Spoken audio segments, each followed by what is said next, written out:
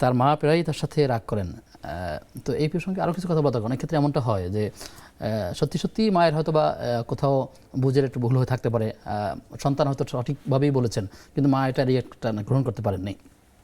এ সকল ক্ষেত্রে মা বাবা যদি ভুল করেন অথবা তার চিন্তার যদি বিচ্ছিন্নতা থাকে, সেক্ষেত্রে সন্তান মা বাবার সাথে কীরকম আচরণ করবে অথবা মায়ের বা এরকম কী করা উচিত সে সকল ক্ষেত্রে? যে আসলে বিষয়টা হলো মায়ের বিচার কিন্তু আমরা কেউ করতে পারবো না। আল্লাহ নবী নিজেও মায়ের বিচার করতে পারেন নাই বা তিনি করার মতো এখতিয়ার নেন নাই। মা তো মায়ে। এখন মায়েদের অনেক ক্ষেত্রে হয় কি কিছু বুঝের অভাব থাকে, এটা স্বাভাবিক। তো সেক্ষেত্রে তিনি সর্বোচ্চ সবর এখতিয়ার করবেন, আর মায়ের সঙ্গে বরং আরও তার ভালো ব্যবহার বাড়িয়ে দিতে হবে।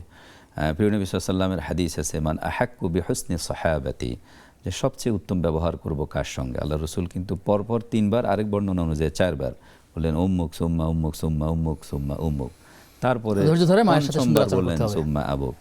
মায়ের সঙ্গে ভালো ব্যবহার করতে হবে, ভালো আচরণ বজায় রাখতে হবে। তো সেক্ষেত্রে তিনি সর্বোচ্চ মায়ের সঙ্গে সবর এখতিয়ার করবেন, হয়তো আল্লাহর কাছে তিনি এটার রিপ্লেসমেন্ট মানে প্রতিদান তিনি লাভ করবেন।